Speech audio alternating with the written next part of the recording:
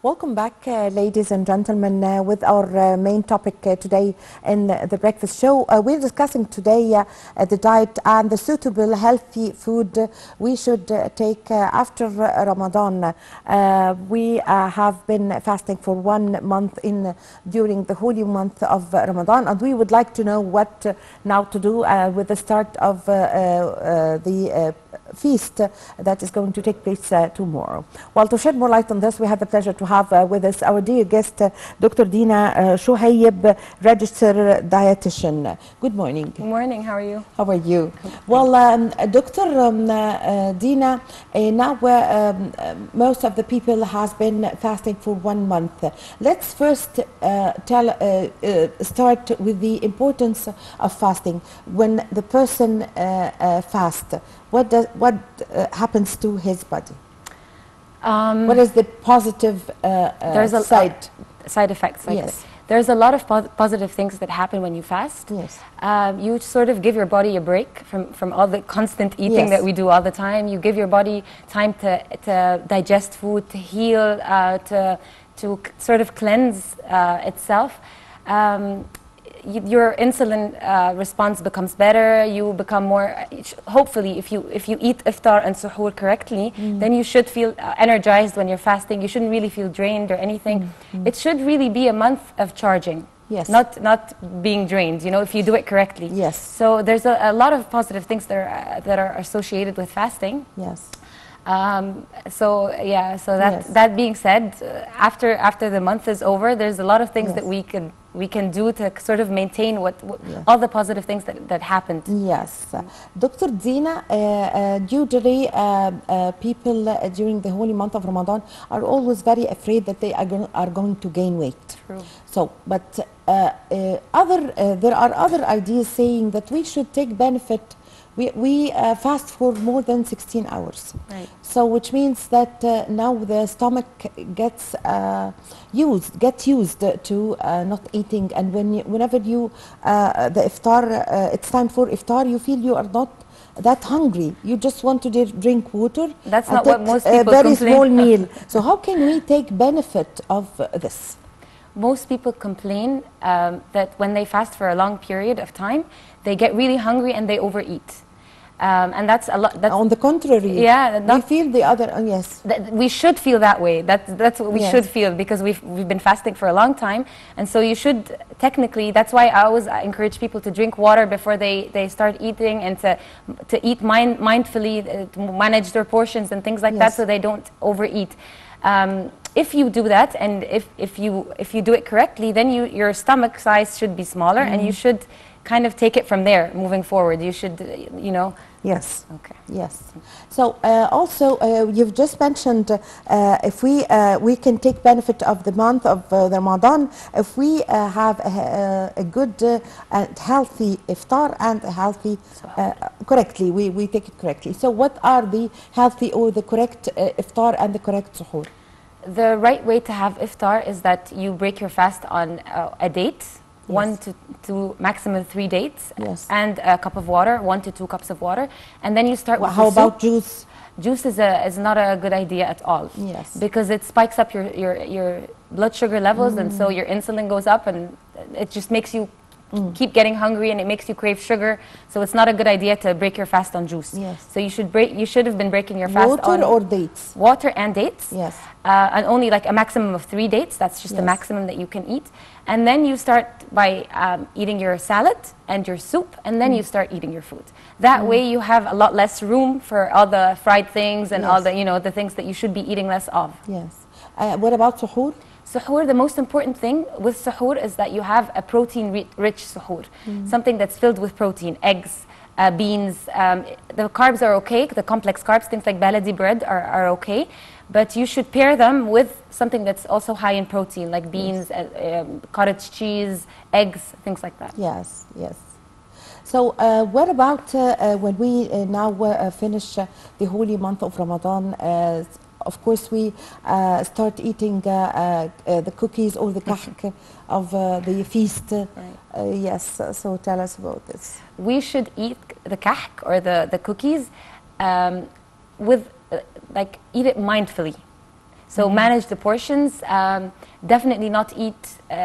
So we have on screen now the pyramid of the food pyramid. Yeah, the food pyramid. Okay. If you would like to take tell us an idea about it, yes. The whole idea, not just this pyramid, the idea of having a food pyramid. There's like for different countries, there's different like different shapes and different forms. But the idea behind it is that you should eat a lot of fruits and vegetables. This is what you should eat most of. Less of the grains, but you can still eat them, like the grains, the carbs, and you should eat protein as well. So it's just all about balance, about having a plate that looks colorful, healthy, that has a little bit of complex carbs, a little bit of protein, and a lot of vegetables and fruits, and healthy fats as well. So that's kind of the idea behind the food pyramid. Yes. How about playing some sports or gymnastics? Sports are important, but if you're asking about sports for weight loss or just sports in general? for weight loss. I always like to say that you can never outrun your fork. No matter how fast you run, you can never run as fast as you eat. So sports are great, but they're not for weight loss directly. They help because they manage your stress levels and they manage your cortisol levels. But what you can eat in 15 minutes, you burn off in 2-3 hours, you know? So it just doesn't add up. So you'd have to manage your food if you want to lose weight or if you want to sort of maintain your weight. So you still have to make changes to your diet. It's just not, you can't play sports and then just eat whatever you want, you know what I mean? Yes. So we get used to fasting for 16 hours through the whole month. So how can we go back to our, or make the best diet or the system we should follow after Ramadan? Your body is more than capable of getting back right into it. You know, you know how when you start fasting, you would think that it's not possible to fast for these hours, but then your body adapts. It works exactly the same way. When the fasting period or the fasting time is over and you start eating normally, your body will adapt. It's just important to eat small balanced meals and not jump into like all the sugary stuff and all the cookies and kahk and things like that. Not overdo it with sugary desserts and things like that. If you eat small frequent meals, you should be fine to sort of maintain what you have done throughout the month. Dr. Dina, I would like to ask you about something now.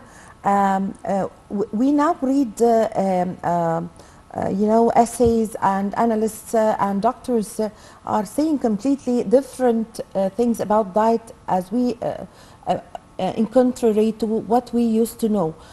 We used we used to know before that the breakfast meal is a very important meal. Now we read essays and researchers for doctors saying you don't have to take the breakfast. If you're not hungry, you don't have to take your breakfast.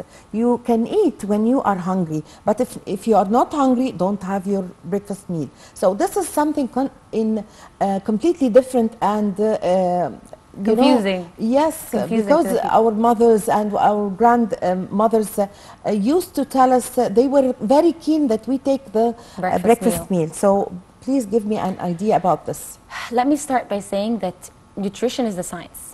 Right? So it's changing all the time. Research is being conducted all the time. They're finding out new things all the time. So it keeps changing. I'll give you an example. Before, they used to say that eggs, you can't have eggs if you have cholesterol. So and now that's debunked, that's changed completely because they've done more research and they realized that what affects cholesterol the most is like fried things and other kinds of fats, but the dietary cholesterol or the cholesterol that you eat or you get from food, it's negligible. It does nothing to your blood cholesterol level. So that's just me trying to say that it's a science. We discover new things all the time. About breakfast, the research is mixed. The evidence, honestly, is mixed. So there's still studies that say that a breakfast meal is important, and those who have breakfast every day, they tend to have healthier habits and they tend to be leaner and things like that. But there's another school that says that breakfast meal is not as important as we may have thought.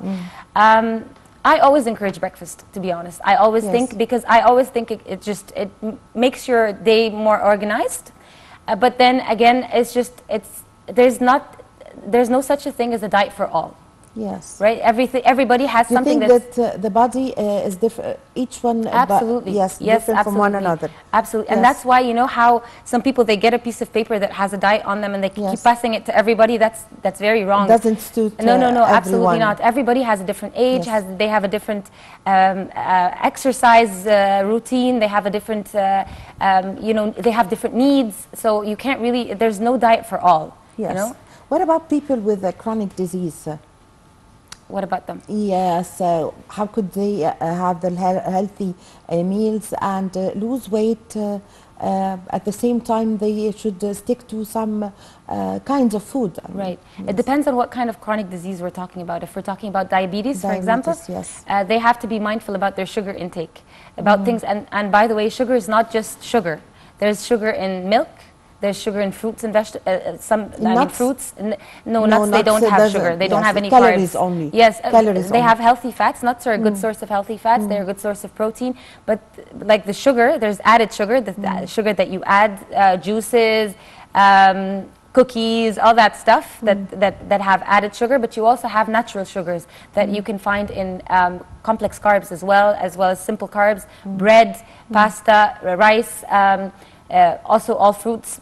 They have a kind of sugar, a natural sugar, but milk and yogurt, things like that. So they have to be mindful of their intake of those kinds of sugars as well. Even if they're natural sugars, and even if they carry some nutrients, they're still a source of sugar, and they a source of carbohydrates, and they do raise the blood sugar levels, and so they should be really careful with that. Let's talk, Dr. Dina, about sugar. Okay. Why we always hear that sugar is harmful? It is harmful. I mean, the added sugar, just like I said, there's natural sugar and there's added sugar. They're not the same. They're not created equal. There's a lot of health benefits that you get from eating fruits, for example, even though they have natural sugars, right? But if someone has diabetes, they should be mindful and they should be careful about the quantity or the portion of the food that they're getting that is a source of sugar, right? Even if it's natural. But for someone who is healthy, then they should consume fruits, they should consume milk, dairy, things like that. They're fine with that, but also they should manage their portions as well, because you can't have too much of a good thing, right? Yes. Even if it's natural kind of sugar, you can get too much of it, right? And it starts impacting your body in a negative way. Yes. So yes, it's harmful. The sugar. Away from the harmful food, what about water, for example? Water, the importance of water. The water is very, very important. You should be drinking at least 3 liters of water every day. And that's why during Ramadan, I always like to encourage people to drink water, even though you're fasting for a long period of the day. Your body needs are still the same. You still need to be hydrated. So you need to be drinking the water between iftar and suhoor. Just like if you weren't fasting, your body needs the same water. You know, it needs to be hydrated equally. So you have to be mindful of that. So now that we're not fasting anymore, starting tomorrow, then we should be mindful of our water intake, and we should be careful and aware of how much water we're drinking. Yes, how much is the water is useful for the body? At least 3 liters of water a day. Your body needs. It's also very useful for the skin. For everything, everything. Your body, your chemical reactions inside your body, your organs need water, your skin needs water, your hair needs water. It's just, you have to drink a lot of water to stay nice and healthy. Yes, Dr. Dina, what about salt? What about salt? Yes, it's harmful. Of course, yes. So the sugar and the salt. Yes, sugar and salt. In what way? But we use it. We have to use it. There's salt in everything. It's just it's not just the added salt that you add to food. There's also anything that's in a can will have salt. Anything that's so you have to be careful about your salt intake, especially if you're hypertensive or if you have high blood pressure. And this is also where water is really important. Now that Easter was just right around the corner. People were eating a lot of salty things, lots of salty fish and things like that. Raises the blood pressure, of course. So that's why it's important to sort of remind yourself that you need to be drinking a lot of water, and you need to be practicing portion control and not overdoing it with things like that, salty things and things like that. So let's go to the vegetables. Yes, the fruits and the vegetables. fruits and vegetables are really important. These guys are what have the vitamins. You know how you see people sort of popping pills all the time. They take their multivitamins. They like to take individual vitamins. Well, instead of that, you can just eat your fruits and vegetables. These are your vitamins. You know, they're there. They're available. Might as well eat them in the natural way. It's always natural is always better. Yes, concerning the fruits. So some doctors says don't drink Fruit the juice. fruits. Yes, absolutely. I agree 100%. Eat the fruits, but you don't have to drink them. So tell me about this idea, please. I absolutely agree. I absolutely agree with that. Fruits are supposed to be eaten. You're supposed to eat them because you get all the benefits from eating the fruit. You get the fiber. You eat the whole fruit, right? But when you juice them, you take only the sugar out of the fruit and you leave everything else. You leave the fiber. And so you take a lot of the, like you can squeeze 10 oranges and just drink them, you know? But you can never eat 10 oranges. Of course. You see what I mean? So in terms of sugar content, in terms of calories, in terms of the ease of just drinking, it's just not recommended. It's something that we call sometimes food. So we just drink juice when it's an occasional thing, when we really want to drink juice. So it's not an everyday thing. But every day we should eat the fruit. Yes. So concerning the children and the teenagers, yes, all the mothers suffer from the way they eat. Of course, they don't like to eat fruits or vegetables, which is, of course, a challenge for any mother. So tell me about the, yes. I'll tell you two things. Yes. The problem is a lot of the mothers are encouraging their kids to eat the fruits and vegetables when they themselves are not eating them. And children, they tend to do what they see and not hear. Yes. So if you're telling them to eat the salad and they don't see you eat the salad, then they're not going to do it. So it's important. So they are imitating the parents. Important for you to actually be doing the stuff that you ask your children to do, for them to actually do it. So that's one thing. The other thing is that you train your body, you train your taste buds. So if you keep offering, that's what I always encourage parents to do, to keep offering and to not sort of say, oh, okay, my kid doesn't like fruits, my kid doesn't like vegetables, I'll feed them something else. When you do that, they're very smart, and they know that if they say they're not going to eat that, they have an alternative. So the thing is, just keep offering, just keep eating them in front of them, and eventually, if they taste it, they will over time they will end up eating them. Yes. So concerning the young children also who are fasting, what happens is that when they fast for 16 hours, the teenagers. And it happened also to my daughter. She lost weight. You know, it's very clear that she lost several kilos, and she doesn't want to eat. So what can we do about this? The problem is not with fasting. It's with the way that you sort of nourish your body when you're not fasting, right? So for someone, especially a teenager or child that's fasting, they have to make sure that when they're not fasting, they are giving their body their needs, because they're growing. They're not an adult, they're still in the growing phase, so they need to make sure that they're getting enough calories so that they don't lose weight. They need to make sure that they're getting enough protein, because just like I said, they're still growing. Their body needs to grow, so they need to give their body their needs. So between iftar and suhoor, they need to be eating and drinking the right foods so that they don't lose weight, and so that they can sort of concentrate, because they're studying and they go to school, obviously, and so that and that they can be nice and healthy, and they can stay healthy. Yeah. Yes. So let's start by meals. What should we take for the breakfast meal? Breakfast, not iftar, right? Yes. Breakfast. Okay. Just like I said, balanced. Your meal should always, breakfast, lunch, dinner, snack. You should always have complex carbs on your plate. You should always have protein on your plate, and you should always have some kind of vegetable on your plate, and a healthy fat. So let's, for example, take breakfast as an example. If we're having eggs, then that's your protein. If you use something to cook those eggs, like olive oil or butter or what have you, so that means you added some sort of fat. And if you put some if you're doing an omelette and you put your vegetables inside, so that means you got your veggies in as well.